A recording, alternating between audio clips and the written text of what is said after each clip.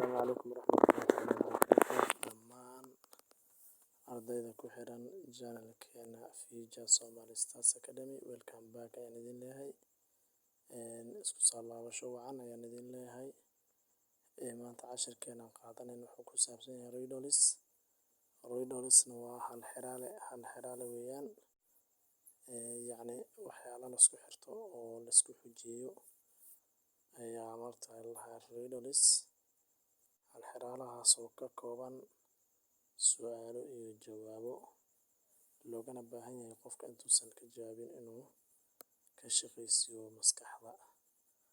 Marka riddle-ka koowaad ama hal xiraalaha koowaad wuxuu leeyahay what has to be broken before you can use it.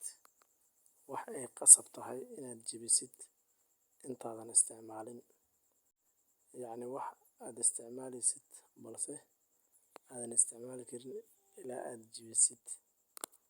What can be broken what has to be broken waxay qasab tahay in la jebiyo before you can use it intaadan isticmaalin. Answer marka jawaabta marka waxay noqonaysaa an egg ay noqonaysaa ukunta mar walbo aad rabto inaad isticmaasho waa qasab inaad jebisid, haddaadan jebin ma isticmaali kartid. Marka sidaas ay noqonaysaa. Number two, what month of the year has 28 days? What month of the year bilaha ka midka ah sanadka bishee leh 28 days 28 maalmood bisha leh ayaa laga rabaa. What month yacni bishee of the year ee sanadka has leh 28 days 28 maalmood. Marka midays 28 ku dhamaata looma dhin waxaa lagu dhahay bisha 8 ka maalin leh inaad sheegtid ayaa laga rabaa.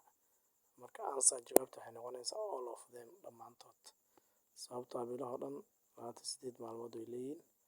Markaa kadib ay qaar 28 ku dhamaanayaan ama 29 ama 30 ama 31 balse 28 they all have 28 days. Marka waxaa leedahay all of them. Number three, and what question can you never answer? Yes, what question yani su'aashii can you never aadan weligaa answer ugu jawaabi karin? Yes, su'aasha aadan yes ugu jawaabi karin ee jawaabteeda aysan noqon karin yes waa su'aashii. Marka su'aashaas waxay noqonaysaa are you asleep yet? Are you asleep ma hurdaysaa? Yet weli yacni adoo hurdaya qofku imaan karaa oo ku dhihi karaa are you asleep yet? Weli ma hurdaysaa? Marka haddii aad hurdaysid su'aashaas kama jawaabi kartid waayo qof hurdaya tahay. Haddaadan hurdayninna jawaabteedu waxay noqonaysaa no ay noqonaysaa. Marka su'aashaas oo kaleeto weligeed yes ma qaadanayso.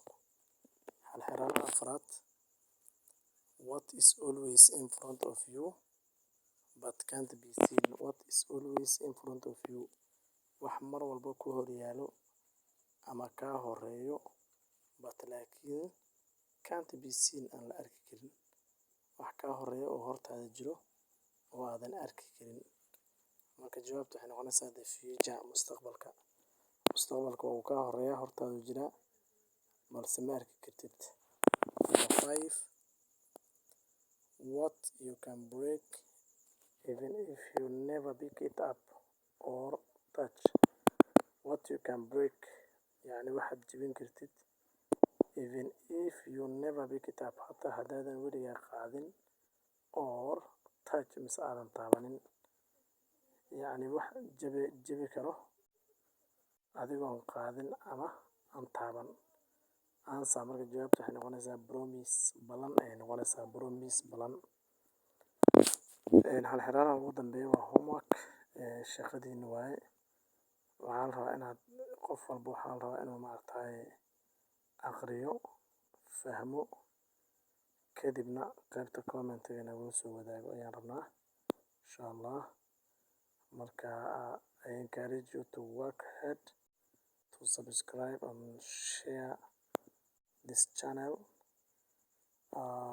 I'm going to prepare a lot of interesting lessons in the near future. Please never give up